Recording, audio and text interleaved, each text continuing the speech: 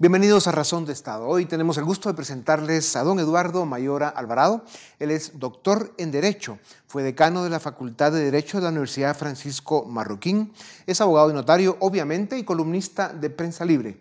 Doctor, bienvenido a Razón de Estado. Muchas gracias por su invitación. ¿Cómo queda el Estado de Derecho y la división de poderes cuando un presidente proclama que nadie está obligado a obedecer órdenes ilegales porque a él le dio la gana decidir que una orden de la Corte Constitucional es ilegal? ¿Cómo queda el Estado de Derecho y la división de poderes? Pienso que es una situación de crisis lo que una actitud de ese tipo genera en relación con el Estado de Derecho. Porque el Estado de Derecho lo que implica es que todos los poderes públicos están sujetos al imperio del derecho, y como el derecho es equívoco, es decir, no significa la misma norma lo mismo para todo el mundo, pues en el Estado de Derecho hay un órgano que tiene la última palabra. Y ese órgano, en el caso nuestro en materia de constitucionalidad, pues es la Corte de Constitucionalidad, no el presidente de la República. Doctor, ¿cómo ve usted el trámite de antejuicio contra 3 magistrados de la Corte de Constitucionalidad que fueron tramitados por la Corte Suprema de Justicia y que inician ya un proceso en el Congreso? ¿Es esto un ataque a la independencia judicial? Pienso que más allá de si esas fuesen las intenciones, que por supuesto creo que es un despropósito intentar uno juzgar intenciones, lo cierto es que así opera. Es decir, objetivamente hablando, la circunstancia de iniciar un proceso de antejuicio en contra de 3 magistrados del más alto tribunal constitucional por el contenido de sus pronunciamientos o de sus opiniones vertidas en sus resoluciones judiciales, eso, aunque no se quisiera, atenta contra la independencia de los tribunales de justicia. Yeah. ¿Cuál es el límite del actuar de los magistrados de la Corte de Constitucionalidad? ¿Cuál es la diferencia entre una resolución que consideramos discutible o una resolución que incluso se puede señalar de arbitraria y constitutiva de delito? ¿Quién decide eso en última instancia y cómo queda el Estado de Derecho y la división de poderes? Por supuesto, se trata de una de las cuestiones límite del Estado de Derecho. Hay una expresión, un aforismo latín, quid custodes custodiant, es decir, quién controla a los contralores. Y no se puede ir ad infinitum en ese tema. Entonces, la intencionalidad es la cuestión clave en esto. Digamos, por ejemplo, en el prevaricato, que es uno de los delitos que se les endilga, dice que la violación de la Constitución o de la ley tiene que ocurrir a sabiendas. ¿Quién puede meterse en la mente del juez, del magistrado, y decir, lo hizo a sabiendas? Eso es imposible. Entonces hay que encontrar elementos objetivos muy claros que conduzcan a la convicción de que a sabiendas de que se trataba de una violación a la Constitución o a la ley, pronunciaron su fallo de esa manera. ¿Qué elementos objetivos pudiera haber? Bueno, pues resulta que se ha efectuado un soborno, por ejemplo. Resulta que la resolución favorece a un partido del cual dentro de 8 meses resulta candidato. En fin, elementos objetivos que pudieran dar a entender que efectivamente esa actuación intencional para violar la Constitución o las leyes se produjo. Claro. Que el problema es uno de falta de una trayectoria respetable por parte del Ejecutivo. Los resultados que está dando para el país son muy pobres y luego una ausencia total de autoridad moral para hacer lo que están haciendo. Pero, doctor Mayora, si el antejuicio pasa en el Congreso y sigue desenmascarándose esa intención de incluso considerar disolver la Corte de Constitucionalidad, ¿qué futuro nos espera? ¿Qué puede pasar en Guatemala? Pienso que de llegar a ocurrir algo como eso, van a pasar décadas antes de que pudiéramos siquiera regresar al punto en que, pienso yo, con cierto entusiasmo y con cierta esperanza de cara al futuro, se recibió la creación de este tribunal, del Tribunal Constitucional, como también se le llama, cuando los constituyentes del año 85 pues consideraron que hacía falta un tribunal permanente que fuese el contralor de la constitucionalidad de las leyes y que fuese la última palabra en materia de amparo. Entonces creo que sería de verdad catastrófico, que pasarían quizás décadas antes de que pudiéramos volver a aquel punto, no digamos a superar la situación que hoy día existe. Doctor Mayora, la situación y el nivel de captura que tiene el Estado guatemalteco por nuestra historia de los últimos 30, 40 años, donde no hemos sido capaces, pues eso, de construir un Estado funcional, con Estado de Derecho, división de poderes, una república democrática liberal, que sería el sueño de cualquiera, al menos de los que estamos en esta tribuna, haciendo lo que podemos. Y esto pues nos pone en un momento en el que cuando escuchamos, después de lo que nos ha costado construir la poca democracia que tenemos, el que estén considerando algunos delincuentes, incluso delincuentes con poder, que es el problema, incluso disolver la Corte Constitucional es muy delicado. Y por eso le pregunto, doctor Mayora, ¿qué han propuesto el presidente Morales y el oficialismo en el Congreso ante un cuadro tan crítico como el que tiene el país, su situación social, económica, los temas de seguridad, educación, etcétera?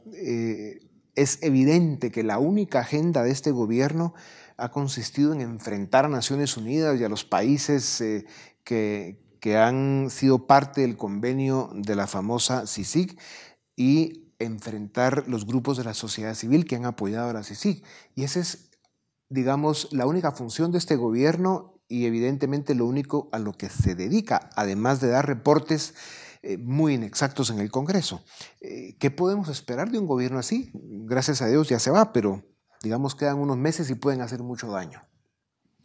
Pues bueno, yo compartía mi opinión hace unos días en un programa parecido a este, en el sentido de que tanto el Congreso de la República como el presidente de la República tienen en sus manos pasar a la historia. ¿A qué me refiero?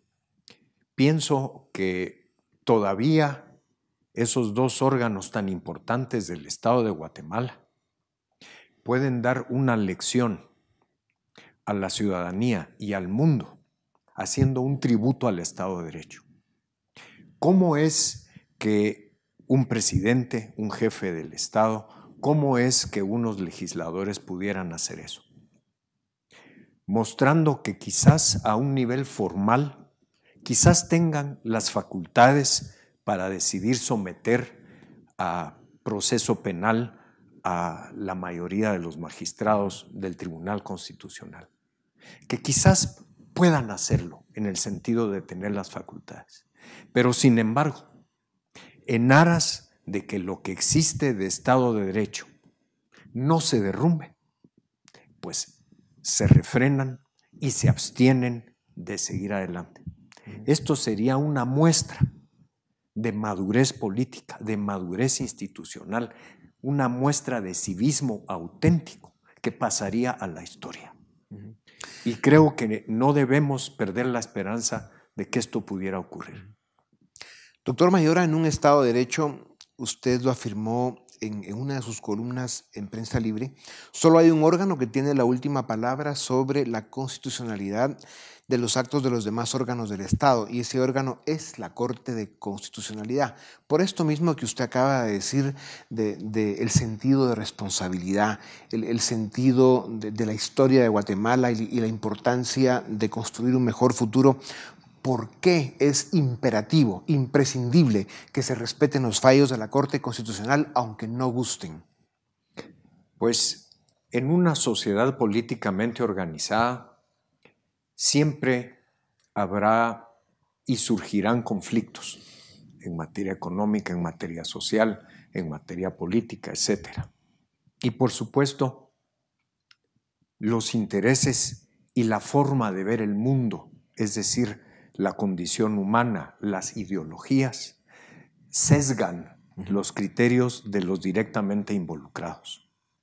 Y se requiere la existencia de órganos verdaderamente independientes, que tengan credibilidad.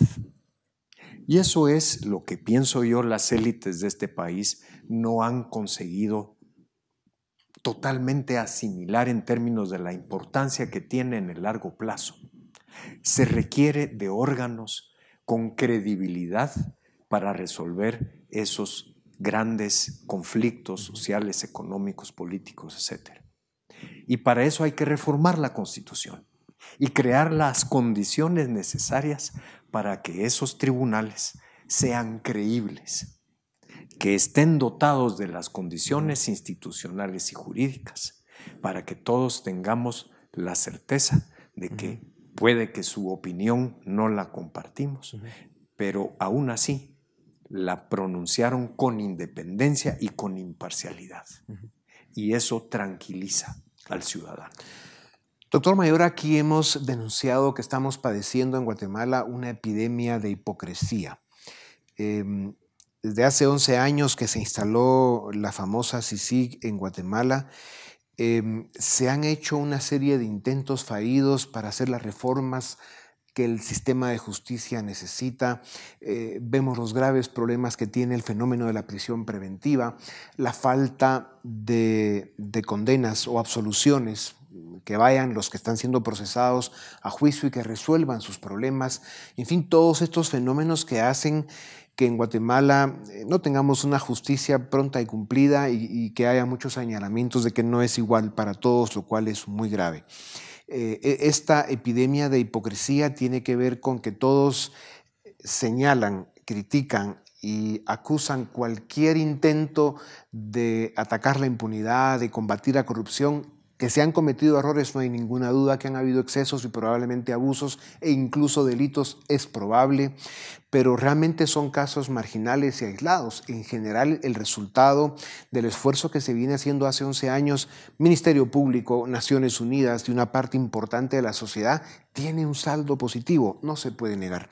Usted afirmó en una oportunidad también hace algunas semanas que el fracaso de las iniciativas, de las reformas al sistema de justicia son una tragedia de dimensiones históricas. ¿Por qué dijo eso de una forma tan importante y cuáles cree usted que son esas consecuencias? Afirmé esto porque realmente la debilidad del Poder Judicial en general, la debilidad de nuestro sistema de justicia, tiene el efecto específico de permitirle a los grupos con poder real operar, funcionar sin el debido contrapeso. En un Estado de Derecho, el contrapeso de constitucionalidad y el contrapeso de legalidad más importantes provienen del sistema de justicia. Cuando este sistema es muy débil, entonces quienes ejercen poder sin ese contrapeso, pues tienen servida la mesa, por así decirlo. Pero es el caso que los que hoy día ejercen poder real sin el contrapeso necesario para que esto llegue a ser un Estado de Derecho maduro, no tienen los incentivos para modificar la situación y las circunstancias que les dan ese poder sin contrapeso. Se necesitaba de un actor externo, pienso yo, como lo fue la CICIG, que pusiera sobre la mesa una iniciativa de reforma.